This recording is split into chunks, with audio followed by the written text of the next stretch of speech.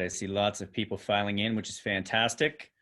Had a great turnout, actually. There's more than 30 of you who are scheduled to join us today. So we're quite excited that you're here to find out more about the B Corp movement and what that might mean for you, and certainly for our region here, as the Sandbox Centre is on a mission to make our region the B Corp hotbed of Canada.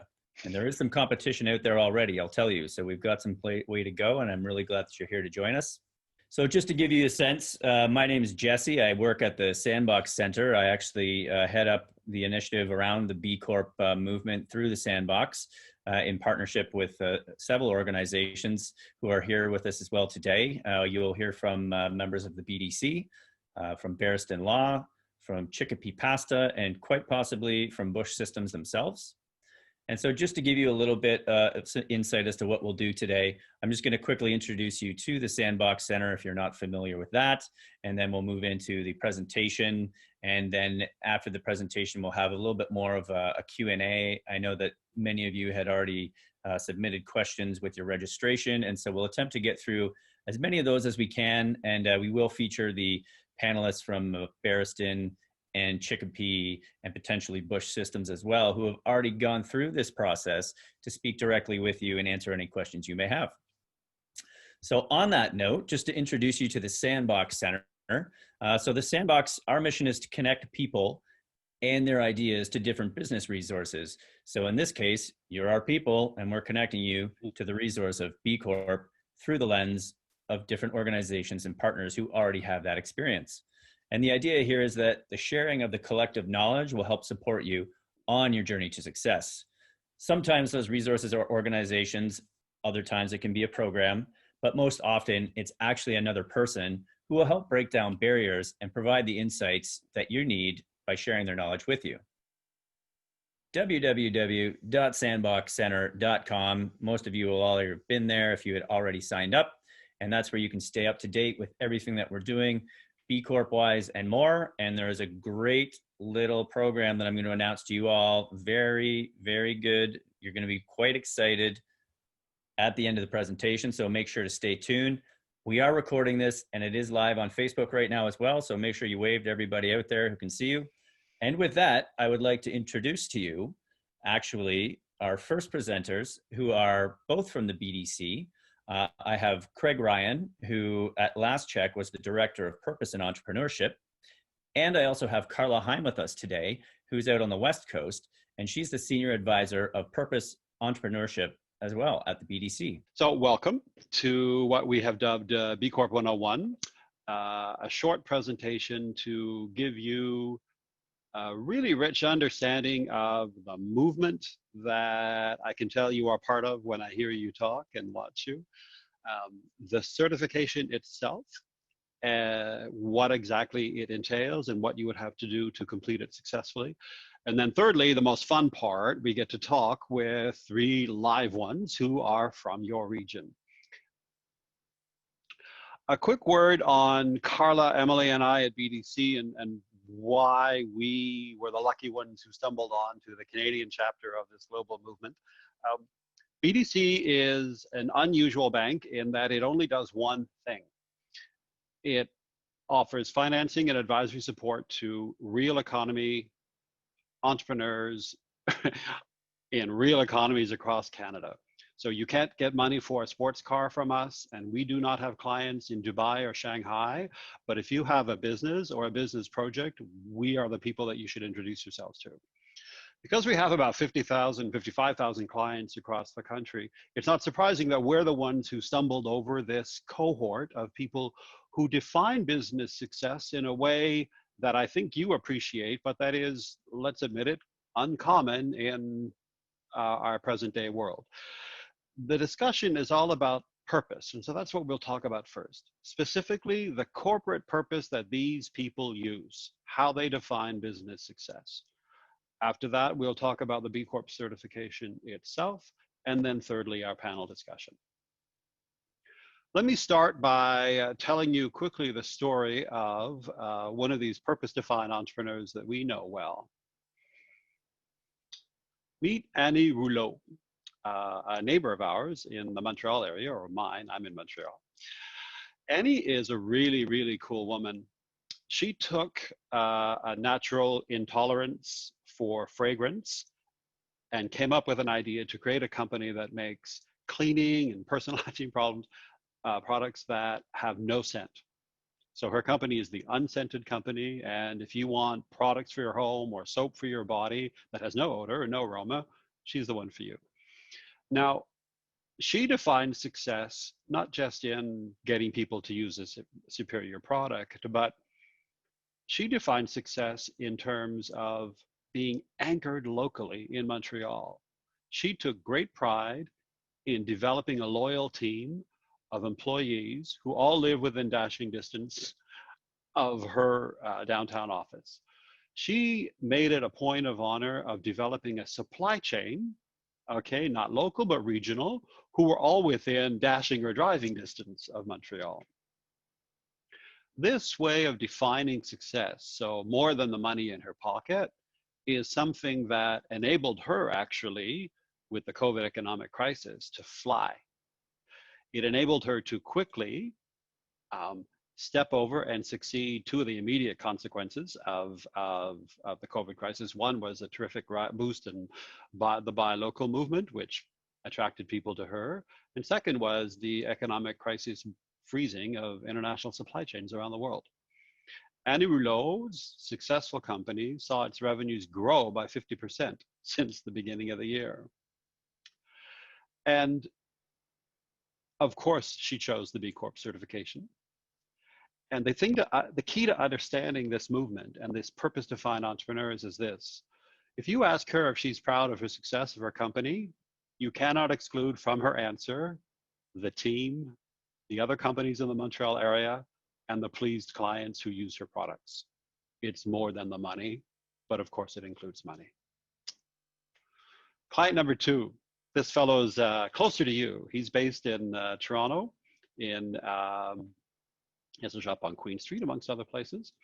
He's a terrific fellow who, when you buy a t-shirt from his company online or on Queen Street, like the one he's wearing, what you get as a customer is the certainty that he knows and has literally shaken hands with everybody in the supply chain, from the folks who work at the shop to the people who work at the cotton mill in the Nile Delta of Egypt, to the farmers who grew the cotton, to the teachers who work at the primary school in that region, the first schools of their kind in that region, which are in part made possible by the proceeds of the sale of the t-shirt. Now, when we ask Rami if he is proud of his successful company, you cannot exclude from his feeling of justifiable pride the farmers, the cotton mill workers, the teachers, the students, and the employees in Toronto. Of course, he chose B Corp. Now, these people are not exotica. They are part of a much bigger movement that includes entrepreneurs, but also includes others. And the movement starts with people who most of whom act as consumers. And when we look at the stats, it's really quite striking.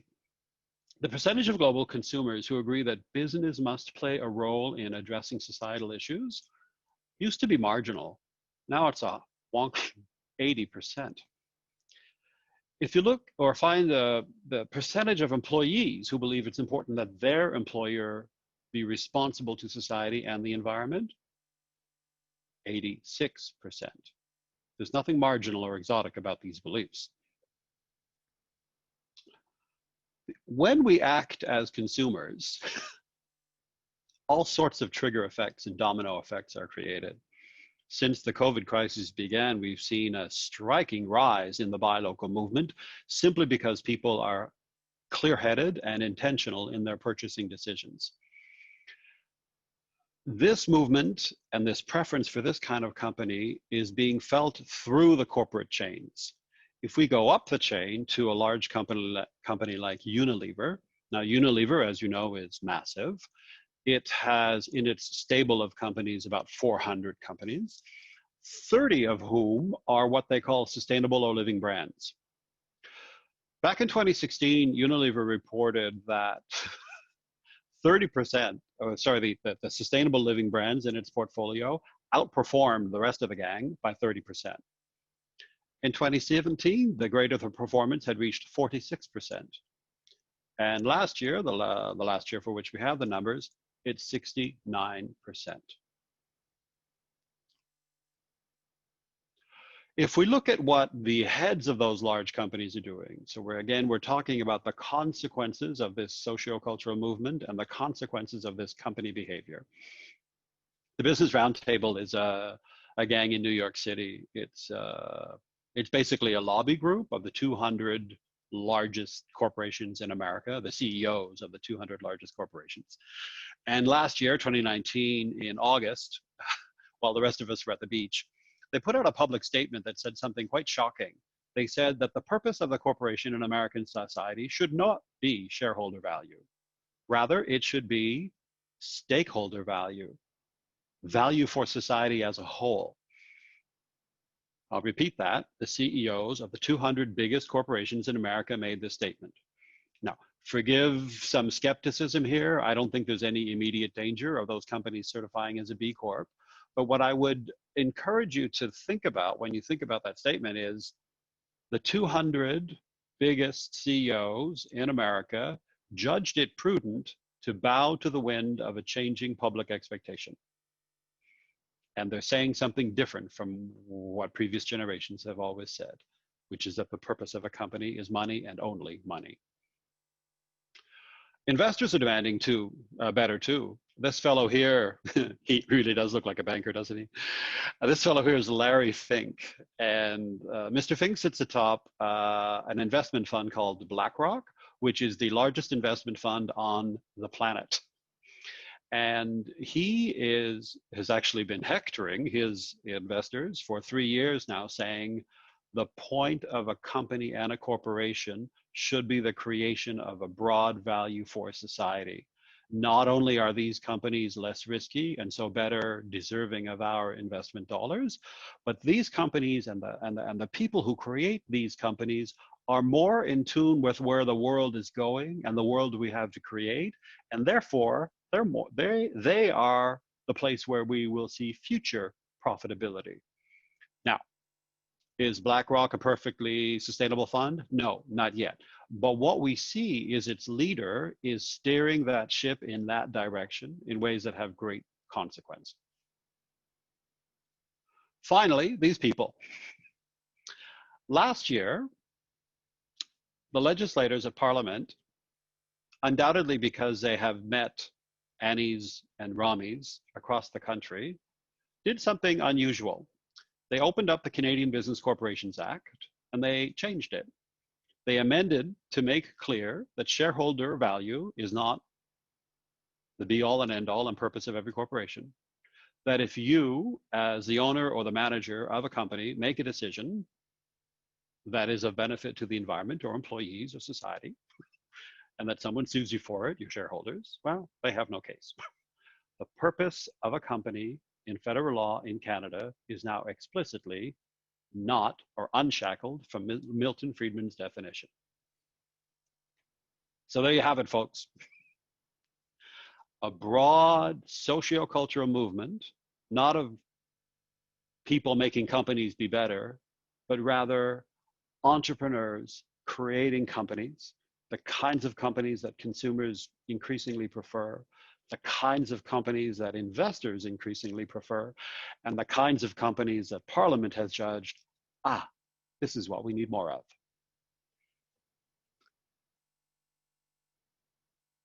What I'd like to do now is talk about the B Corp certification specifically. And the B Corp certification is, it's the tool and it's the flag around which the Annies and the Ramis gravitate. When they learn of it, they're attracted to it. And when they use it, they see usefulness and they stick with it because they derive value from it. So now we're going to enter part 2 of our presentation, and this will get a little more specific. The key to understanding the B Corp certification, which is relatively young, about 15 years old, 14, 15 years old, is that it is a break from the traditional idea of certifications whereby you certify a product, okay? So that only gives you limited information. And these logos are perfectly wonderful. They're valid and they're praiseworthy certifications, but they don't tell you everything you need to know about a company. You or I can sip fair trade coffee in a LEED building at the headquarters of Monsanto. The fair trade coffee in the LEED building do not tell you everything you want to know. What we're talking about now is companies, not perfect companies, but companies created and run by people who are trying to make them a force for good and having wonderful effect. To certify your company, you have to be one thing and do two more. You have to possess the mindset of the Ramis and the Annies. You then have to subject your company to a 200-question questionnaire or assessment of its impact, meaning its policies and its practices that have an impact that's positive. And if you obtain 80 points out of a possible 200 points, you go to step 3, which is a legal change. And the legal change is very important. You have to make the purpose of your company bigger than money. We'll return to that in a moment. Who can certify? For-profit companies of any size, companies in any industry or place. And we at BDC see these companies literally in every part of the country and in virtually every sector. A variety of legal structures, and you have to have been in business for 18 months. The new face at the bottom, the fellow with the dark hair, his name is Lose, and he runs Propeller Coffee in Toronto. So that's closer to you folks as well. Terrific company, also a B Corp. The number of entrepreneurs who successfully certify ain't high. It's kind of like the Olympics or one of those ultra marathon things. And we know now at BDC from 2 databases, both B Corp and BDCs, that the number of entrepreneurs who think like this and manage their companies like that are actually 35 times as great as the number who certify. At BDC, we now have an official word for these people. We call them B Corp-ish, meaning walks like that, talks like that, but hasn't certified. And I strongly suspect that some of the 30-odd online are B Corp-ish. The B impact assessment, is many things. It is available to everybody.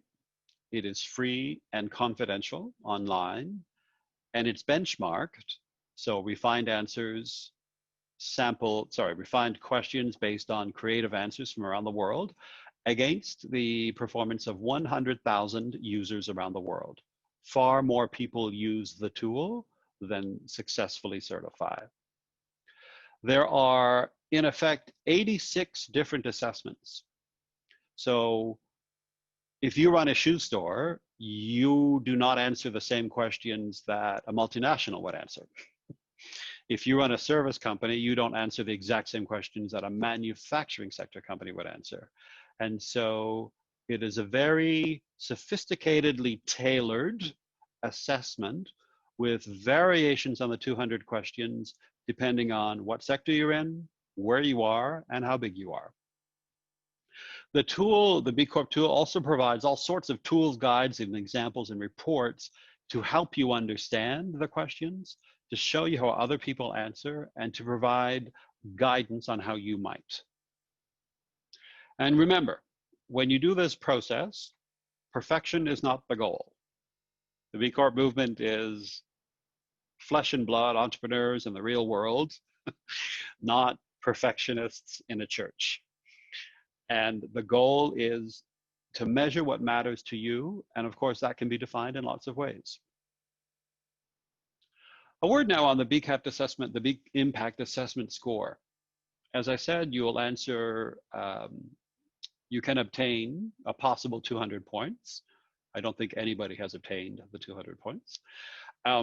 But I'd like to give some background on why 80 was chosen as a pass mark. When the creators were testing the B Corp assessment with companies around the world, they did so with several dozen companies to start in many countries. And what they observed when the answers started coming back was that the marks obtained tended to group around two numbers, 55 out of 200 or 80 out of 200. And when they looked at the gang that got around 55, what they saw was conventional minded companies who defined success in conventional ways, meaning if society doesn't want me to do that, they'll say it's illegal and I'll have to stop. But otherwise, there you go. That's my guy. If it's legal, I'll do it. If it ain't legal, I'll do it. The companies that tended to get the 80 were different. They were companies that said, yeah, law is a useful guide, of course, but it's a lagging indicator of what society expects. So I can actually do more than what the law requires. And in any case, I'm not going to limit myself to not doing harm. I can actually create a positive good and I will go further. So, and it's my company, I'll do what I want. Furthermore, I'll talk about that with my employees and perhaps the public. Hell, I may even invite a third party to come in and scrutinize what I've done and share with investors or the consumers my performance. So there were companies that were what we call sustainable and had taken steps to showing that they were really trying to do it. And so those were the companies that got around 80 on the B Corp assessment. It was at that point that the B Corp people set the pass mark at 80. And the big point to take from this slide is the following. If you successfully certify your company, that means that your performance is among the best in the world, because the pool of people who joined that exercise were the most purpose, impact-minded, sustainable companies from dozens of sectors of companies around the world. So if in Barrie you have certified B Corp companies, that means you have people in Barrie who have proven themselves capable of classing among the best in the world. The B Corp journey is just that, a journey. Yes, it's a logo. Yes, there's the finality of a 80 or 85 or 90 score, but it's best conceived of as a journey for continual improvement. Here we see three companies, Eileen Fisher, Patagonia, and Ben & Jerry's. And for each one, we see two different numbers. The lower number is the first score. The higher number is the second score. When you certify, your certification is only good for 3 years. Every 3 years, you have to recertify. Patagonia increased from 107, already very good, to an incredible 152. That must be among the highest in the world. Ben & Jerry's from 87 to 110. So remember that. This is a journey, not a final destination. Legal framework. I mentioned this earlier. This is really important. After you have obtained your 80 or more, after you have shown the B Corp standards authority, which is B Lab, the not-for-profit in the United States that is the mothership of the movement, they'll return to you after you send your answers and ask for proof of certain questions. After you've done all that, when you're solid and your score is final, you will then have to open up your active incorporation to add the explicit legal notion that the purpose of your company, okay, is the creation of a broader value for stakeholders who include, of course, the shareholder, but also include others, employees, workers, the environment, the community, and the society within which you operate. For any of us who've done economics, what this means is that we are legally, explicitly unshackling ourselves from Milton Friedman's formula, simple-minded, damaging formula, that the only purpose of a company is money. And when you do that in your act of incorporation, then you've completed the two things that you need to certify, and you're good for 3 years. Today, we see B Corp companies, more than 3,500 of them in 150 industries in 75 countries around the world. It's growing like crazy nowadays, but it's still not yet a mass movement. It's best understood as a global experiment that is working. It is exactly the global experiment that the world needs right now, but it's a global experiment of entrepreneurs using their businesses as a force for good. There are, of course, benefits for certifying. Some of you may have noticed that I didn't use the traditional business case to do this. And that's because Carla and Emily and I have learned that that's not what triggers the decision. The Annies and the Ramis choose to certify because that is what they want their company to be. And of course, there will be benefits because everything I do in a business way. That said, there are benefits. The certification helps you lock in that mission explicitly and keep it clear. Certification enables you to differentiate yourselves from the fakes and the pretenders. It allows you to benchmark yourself against the best of your peers around the world, not just in your region or country, and improve your performance with every 3-year recycle. There will be a lineup of millennial outside your door who want to work for you. You will enter a pool of people who actively seek to collaborate, who will seek you out and say, let's work on stuff together. It'll enable you to save money. It'll enable you to access certain services through the pool of fellow B Corps. It'll generate great social media success. Traditional media is slowly cottoning onto it. And it'll help you raise capital. Not all investors, but some investors have a radar on for this, and they will be more attracted to you. So there you go, folks. B Corp. Before we move to the fun stuff, our panel, does anybody have any certification-specific questions that Carla and I might answer?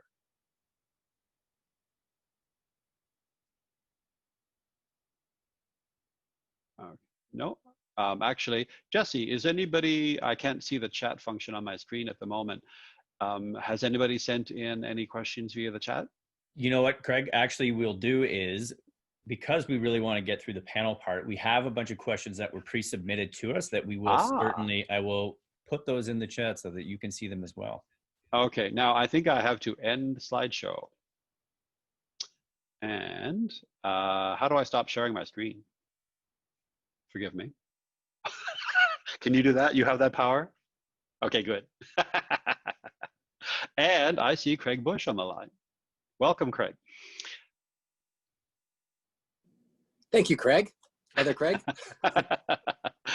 Yes. So Jesse, we'll proceed right to the our panel and our questions. I should do that by welcoming three people. Guests, we have a second Craig on the line. I'm Craig Ryan, but I'd like to welcome Craig Bush of Bush Systems, which makes really cool recycling and waste containers that are the first I've ever seen, actually aesthetically pleasing and close to beautiful, some of them. Welcome, Craig. Thank you, Craig. We also have Joanne McPhail of Barriston Law, which is a firm with offices, I believe, in Barrie, Collingwood, Bracebridge, and Huntsville. Welcome, Joanne. Thank you. Great to be here. Hey, and Shelby, finally, Shelby Taylor. Shelby is the founder and CEO at Chicopee, which is a terrific company that is on a mission to create good for the world through nutritious organic meal options. Welcome, Shelby. Thank you. Happy to be here. Yes. Now, do our guests, or sorry, attendees, Jesse, see the faces of our panelists? Shall I commence? Do we know? Yes, Okay. Craig, they do. Okay, Sorry, perfect. I was muted. Oh, okay. That's okay. Let me pick on Joanne first. Joanne, there aren't very many B Corp law firms in Canada. I think 3 is the max. And yours is unusual in that you are larger than the others, which must have made it harder. So tell me, when did you first learn about B Corp and what interested you in it? First learned about it through the Sandbox. I believe it was one of the very first events that the Sandbox hosted even before we were actually in the space. And it intrigued me. So we decided to embark just upon a little bit of a trial process where our CFO, COO, and myself met once a week for 5 weeks and went through initially answering the questions in the assessment to sort of see how we do. And from there found that it really aligned with a lot of what we already believed, thought, felt, did. And so decided to embark upon the process of really going formally through the assessment and doing some of their policy amendments and trying to comply and make the 80 points. Was it hard? I have to ask. Was it Yeah, hard first? it's funny because part of why I'm here and wanting to spread the word and hopefully help other businesses through the process is because as a large company, like we've got 100 people, right, that work in our company in 4 offices, and we've been around a really long time. So I would say it might have been a little bit more challenging for us just in terms of making changes to things, in terms of how we do things or policy changes and stuff like that. And we had the good fortune of having 3 law students working for us that summer. Our marketing coordinator who was really engaged, everybody, just this group of probably 8 of us who were really excited and engaged in the process. And we threw, all those people at it for a summer. So I recognize that not every company is equipped to be able to do that. And so one of the reasons I'm so passionate about trying to put something together at the Sandbox is just to help people get through that process maybe together and share some of what we learned and some of the policy drafting and stuff like that. We were lucky to be lawyers, so the policy drafting was easy. Yeah, that's true. Every company has its advantage, depends on what it does. Yeah. And most companies don't do it in a summer. We, Carla and I, see that many companies take several months, sometimes a year, sometimes 3. They use it as that strategic planning tool. And even if they're sheepish about having taken 3 years to do it, what they say afterward is that patience enabled them to build exactly what they wanted to build. Now, with the assessment still in mind, I'd like to pick on Craig, because I'm thinking, if you make stuff, okay, it's different from a law firm. If you make stuff, it's the waste and recycling containers, you must have construction and supply chain that gets complicated. Was the assessment process, Craig, difficult for you and your firm? I didn't end up doing it hands-on myself, Craig. Mandy Bortolucci looked after it, and I think that was one of the challenges, because they were, you control what you do internally, but not always your supply chain. So I think that was part of it. And when we started, I know that we got a bit of a head of steam and then kind of ran into a wall with some of the things like that. And it took longer to work through those. So yeah, being able to control outside companies was an element of that. Yeah, and it's interesting nowadays, we see what happens when companies don't know much about their supply chains. A shockingly high number of entrepreneurs will go online and buy something and hit send, but not know from whom the stuff is coming. And you also see from that, Craig, how we as bankers have learned to equate B Corp certification with better managed company. If it's certified, it tends to be better managed. If it's certified, it tends to be rigorous. So not terrific, well done. Shelby, at Chicopee, once you certified, because you have a lot of clients too, what was the reaction of the community and your clients? Good question. So where I'm in a little bit of a different position, I would say, than Joanne or Craig, where we're a very young company and we set out to be a B Corp from day one. So I'd say that in hiring, we still have a pretty small team, but in hiring, I really looked for people who had similar values, that were looking to be a part of something, that cared about more than a single bottom line. So I think it was kind of expected by our employees, but through the certification process, everyone on our team is really excited, and I think that is more meaningful to them than so many other things. So when we have our weekly team meeting, every month, I should say, we always report on the amount of funds that we were able to donate to charity, because we donate 3 cents per package to feed nutritious meals to children in need. So we report on that metric. And that's always the most exciting part of our team meeting. Everyone loves to understand how many children we've been able to feed, or how many pounds of product we've been able to donate to a food bank. I think Wonderful. it's just made everyone on my team feel like a part of something bigger. Mm-hmm. And I think that it also gave them this sense of protection, where they knew they would continue to work for a company that put people first, you know, that they always made decisions align with their values. So I think there's this sort of excitement in the team of knowing that they're a little bit protected by this certification. You know, we have to make decisions in line with this Yeah. certification. We can't just turn around and say, well, it's cheaper to make our pasta over here. Yeah. So that's what we're going to do. So I think there's that excitement. And then on our customer side, I mean, it's a big thing for us. We share a lot about what we do with our customers, and there's a lot of engagement with our customers, both online and off, that share, you know, how much they love that they're buying something that they know part of the money goes towards a good cause, that they're supporting a good company. Wonderful. So I think because we're consumer facing, we get to hear a lot of the feedback from our customers that way. Oh, that's great. It's that's a subtle but powerful thing, the feeling of safety that you've created with your team, because they know that they're working at a place that for which the talk of values is not just fluff or the stuff you put on the poster for show. And no place is perfect. I'm sure you could give me 5 ways you'd like to improve your company, but every company is the same. But that's a very subtle, powerful thing. Thank you. Mm-hmm. Now, as you go forward, I'm going to jump back to Joanne. I'm intrigued by 100 lawyers.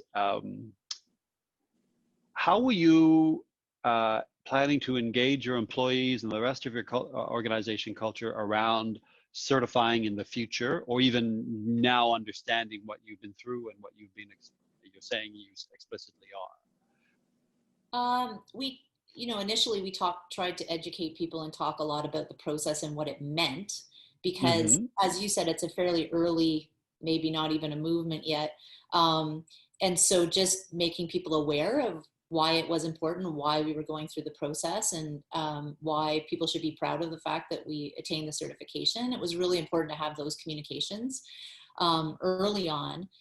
Now we have committees of people who are tasked with, so we have a B Corp committee where employees volunteer to sit on that committee, and then we have some subcommittees that spring off of that to literally discuss and track where we can do better. And come up with ideas for doing better on our next assessment and continuing, as you mentioned in your presentation, to improve, because, you know, we started out with a score of 83, and when we go to recertify, we're really hoping that we can increase that score. So one of the areas that we were most weak on was environment. It was something we had not spent a lot of time thinking about. Sorry, Craig, we should have. No, that's classic. It's classic. With your kinds of offices, just like ours, we're stronger in other ways. Yeah. I bet you're off the charts on governance. Yeah. Yeah. Community governance, you know, team were our strong suits, but it really made us, just going through the questionnaire and looking at the environmental questions, it made us realize that we really could make an impact in that area, and we could do way better than we were doing. And so we have a green committee that is concentrating on how we can do better and what ideas we can implement going forward to improve. Oh, wonderful. Okay, now Craig, you also have a lot of customers, of course. How do your customers respond to, if not the B Corp certification specifically, because not a lot of clients know about it yet, because as I said, it's not a mass movement yet. It's a global experiment that's working. But how do your clients respond to it when they learn of it, when they hear of it? They must be attracted to your products for what those products are. But what's your experience on that front, Craig? Thanks, Craig. I just kind of used that as a segue for something I experienced this morning. I kind of had some tumblers drop, kind of connected the dots with the speaker this morning at a CEO event, and he was talking about trust. Uh-huh. Okay, and basically made the correlation that trust is basically good intentions. People want to deal with a corporation they trust, and Mm-hmm. that trust is based on that corporation having good intentions. And I actually said that people only trust 34% of the companies they actually are buying from, which is interesting. But the B Corp is has quantifiable, verified good intentions, Yeah, yeah. which is trust, right? That's right. Well, intentions is purpose, right? What are Right, you for? What's your company for, man? right, Yeah. and everybody can say it, but actually being certified and walking the walk. And for us, it's both a B Corp, and then also we have top certification from Trustpilot. And Aha. so those things say that we are a legitimate company that cares about things and is Just trying living what we're and saying, living. right? Yeah. Yeah. I'm an old scarred veteran of the conventional sustainable development world, which is driven by, in many ways, activists who are not entrepreneurs, most of them. And I always found it a relief that the B Corp world is intrinsically motivated, resourceful, entrepreneurial people like you who are not perfectionists. Because you can't do everything and be everything.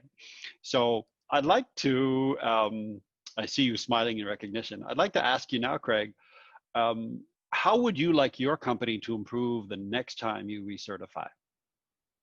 Have you give thought to that? And might you have a structure like Joanne has created, teams of employees? I think it's actually it's not strictly on based on the B Corp, but I think it's helped with our mentality of wanting to be better and improve. You know, just the whole process, we learned about things that we didn't know about before.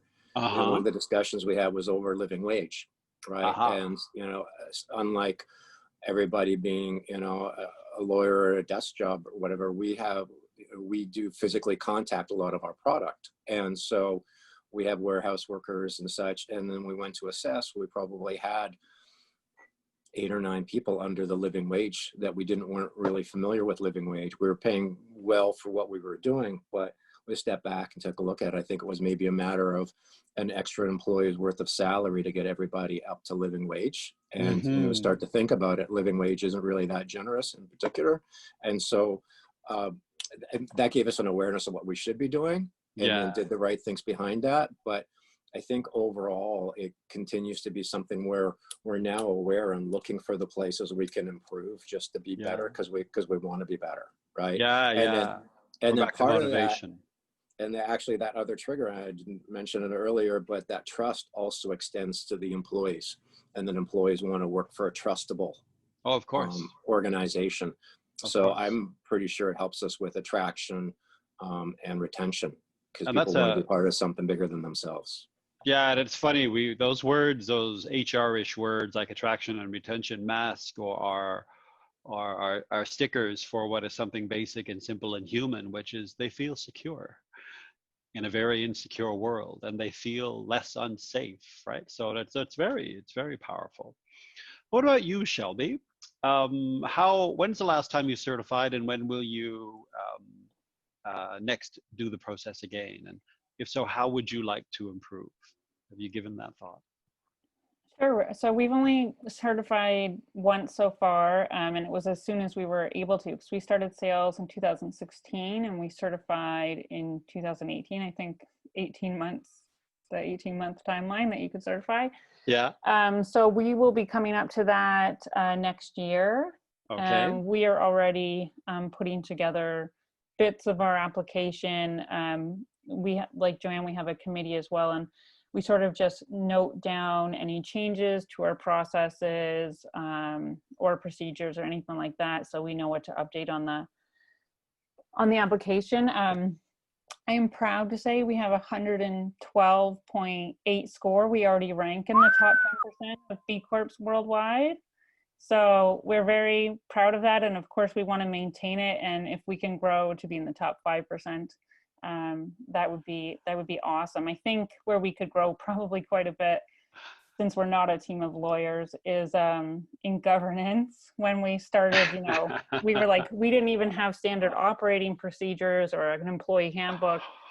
But Yeah. what the certification did was it forced us to put those things in place. So it forced us to act like a bigger company and then stick to those procedures and decision-making policy. So now, with any decision that we make, especially if it has to be environmental. So like a good example of this is like our long pasta, like our linguine and our spaghetti really is better if it's in like a plastic bag inside the box. It's less breakage.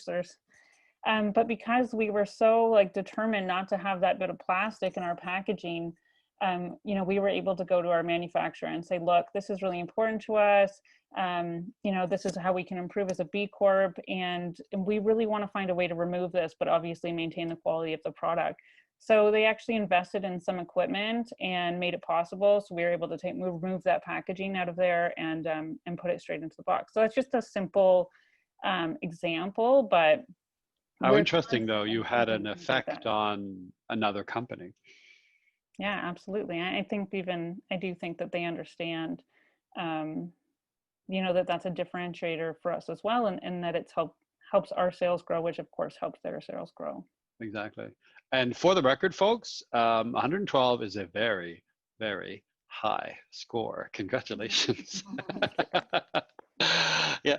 Now let's talk about you, Joanne, Craig, and Shelby as people in the Barrie region who care about the place you're living in, and so have joined this effort to promote this idea. How strongly do you feel about other businesses certifying as B Corps? Like, how strongly would you recommend this to other entrepreneurs that they certify? May I start with you, Joanne? Yes, absolutely, very strongly. Yeah, I think that there's such an opportunity here to for the entire region. So not just Barrie, Shelby's out of the Collingwood area. And we're looking at the whole region as just being this hub of like-minded businesses. And I just think the sky's the limit in terms of what those sorts of businesses can do when we get together, even just getting people who have that mindset in the same room together, cooperating, going through the process of attempting to certify and becoming more B Corp-ish, as you say, even if they don't certify initially. I just think it's sort of what the Sandbox is all about, but maybe even on a higher level, because then you're getting people, business owners and entrepreneurs who are interested in using business as a force for good together, and then think what can happen from that, right? And if you get a certain number of businesses in our area, I think in terms of attraction and retention of people to the area, I think it will just it could be huge. Yeah, so I'm really excited about the prospect, and I hope people who are watching will consider looking at it. Yeah, certainly. What about you, Craig? Would you recommend B Corp certification to other entrepreneurs in the region or on the line today? Well, Craig, not only would I, but I have. Veta, Anahita, Eric, Paul are on the line here for Veta Spa, which, one of the questions I would like to know if it's a lot easier to do it before you're actually up and operating, because that's relevant for them. And then also Necking is going to jump in, co-owners with Drew there in the next cohort. And then I was just texting Marcia at FreshBook and wondering where she was. And so it's 3 companies I'm involved in that I would all like to see get B Corp status, because I think it's important. I value it. And then further what Joanne's saying, I think there's an upward spiral here that if we start to build critical mass, there's just an updraft that I think having that exposure and that experience, we can start to multiply that. Totally. I'm made to think of that word that my grade school math teacher used to say, supra-additive, meaning this total sum is greater than the addition of the parts. It gets bigger and bigger. It's wonderful. Over to you, Shelby. Would you encourage peers in the region to certify? Absolutely. I mean, that's why why we're here today. Why exactly? For so many reasons. I think first, I think we sort of learned that we cannot count on politicians to make all the positive change in the world, especially environmentally. And businesses have so much power. I mean, look at what kind of power commerce has. Mm-hmm. And it doesn't take a lot to make a difference. Like our business, for example, when we set out, we decided we dedicate 2% of revenue to charity every year, and that's not profit. There's a big difference between donating profit and revenue. So Mm-hmm. we donate 2% of revenue, and over the two and a bit years that we've been in business, we've donated over $135,000 to nutritious meals, over 30,000 pounds of pasta to food banks. I mean, that's a huge impact for a really small company. And so that's just to give you an idea, like you may feel small, but when you make that kind of commitment and you build it into your business model, it's not, it sounds like a lot, but it's just part of your model. It's like, you got a 2% increase in your packaging cost. And it's not that much, but it makes a really big impact. So for that reason, I certainly encourage everyone to. And then for another reason, which I think is really important, and I've learned this, as you grow a business, there's more and more pressure to reduce your costs, to behave in a certain way. If you bring on investors, pressure becomes greater. But if you are a certified B Corp, you have this written into your articles of incorporation, you have this stance, you have this ability to say like, no, like that's not, no, we're just not about that. But this is actually, this is part of who we are, and this is part of our corporation. And it gives you this sort of guiding principle to make decisions by, that doesn't allow for any wavering. And I love having that sort of guiding Clarity. light that way. Yeah, it's, very, it's like a North Star that's clear and explicit. And it's interesting, I describe it as the global experiment that's working. And it some of you may well be interested to know that this global experiment that's working is now explicitly tied to the world's sustainable development goals. So the global goals as defined by the United Nations was searching for a way to make these goals tangibly, practically relatable for businesses, knowing exactly what you just said, Shelby, that the power of business to create, have impact, good or bad, is enormous. And so let's provide business owners and managers with a pragmatic tool that'll help them align their businesses and all aspects of its practice with these goals that we as a planet need to achieve. And of course, the business planning tool they chose was B Corp. So folks, when you do begin your certification, you will encounter a reference to the United Nations Sustainable Development Goals. And the link is called the Action Plan Manager, but that's neither here nor there. What matters is that you, in the B Corp, have a useful strategic planning tool with those goals in mind. Absolutely. Now, let's set down our pom-poms, okay, and take off our evangelicals hats and think about advice that we would offer our attendees today as they set about the process. So I'd like you to think about things that you found hard, or things that you'd done differently, or just general advice for people who are about to start the process. Shelby, might I ask you first? And I blame Zoom for that because yours is still the face in front of me. Do you have any advice for anybody, for the folks who are starting? I certainly think, it takes some patience. Like you said, Craig, it's not about being perfect. It's about growing. It's certainly a journey to improve. And I think not about being better than other companies, but bettering yourself each time. So patience. And I also think it's really important to actually look at what your values are. Don't try to be everything in the assessment and try to score high in every single pillar, because these are the guiding principles that you're going to run your business by. So it has to continue to matter to you. If environment is your number one major concern, then, strive the most there. And you can't be perfect in every single pillar. So I'd say really look inside yourself and focus on on what really matters to you and what's going to be easiest for you to continue to, I guess, fight for going forward. Okay, so be patient, see it as a journey of self-improvement, and be realistic, meaning choose among the many things that you could be to the lower number of things that you will strive to make your company. Good advice. Said very well. Yeah, how about you, Craig? Do you have any advice for folks who are beginning the process? And I believe you may have to unmute yourself. There you are. Yeah, okay. Just start. We like sometimes we can make it a bigger thing in our head, right? So true. We just started, and then Andy was quarterbacking for it. Went on maternity for a year, and Bill continued on a slow burn and worked through some of the things, particularly on the supply side. And then Mandy came back and finished it. So it wasn't a race for us. That's how Joanne beat me to it. So it wasn't a race. You just start and you get there in the appropriate time and with the right intention. So it doesn't have to seem like a giant wall to be climbed. No, it doesn't. So just jump in, damn it.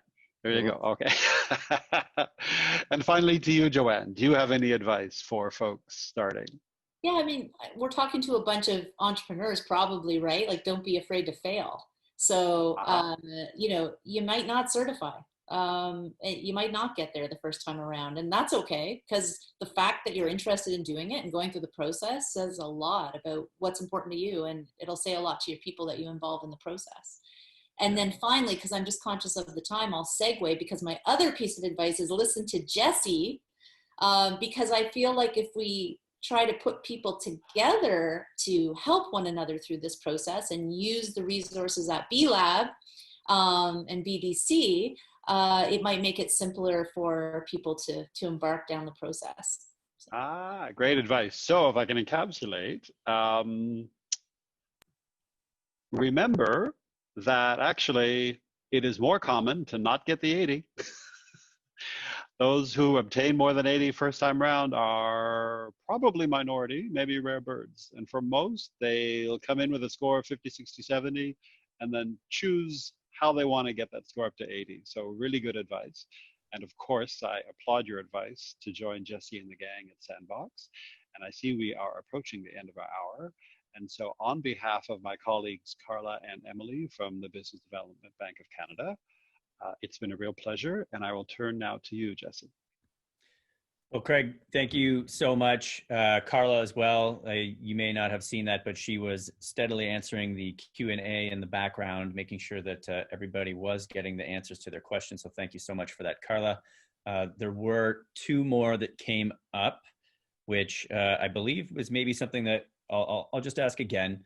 And it's around that 18-month timeline. And I know Craig Bush was referencing this as well. Is it from the time of incorporation or from the time where you kind of open your doors? Incorporation. So you should have your first set of financial statements, which usually is about 18 months, which is why we say 18 months. But you can start working on it right away.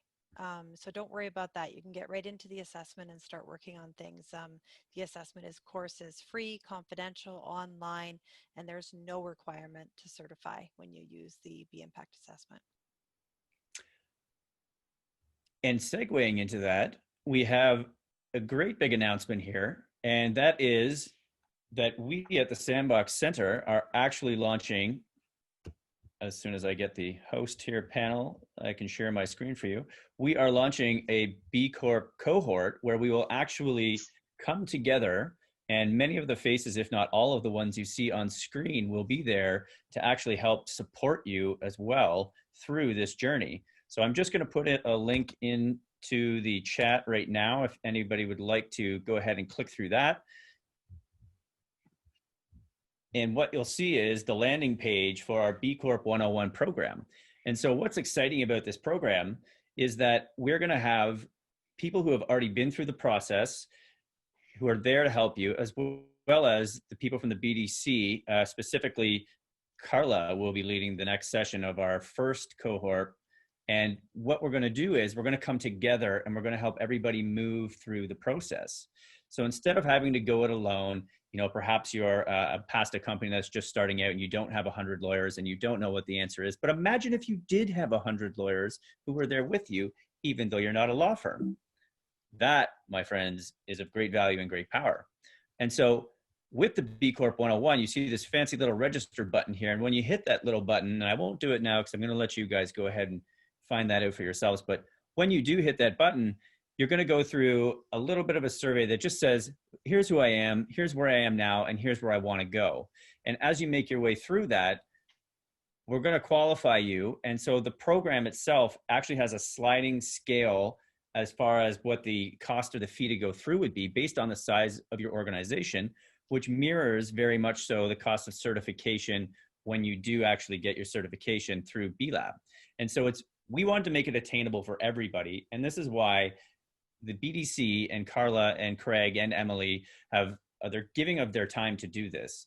And so is Bush Systems, and so is Barristan, and so is Shelby here today with Chicopee to help make sure that we can move you all to become either B Corp-ish, because that's important too, or to actually become B Corp certified, which is the goal. As you can see here, Sandbox Centre is on the mission to make our region the B Corp hotbed of Canada.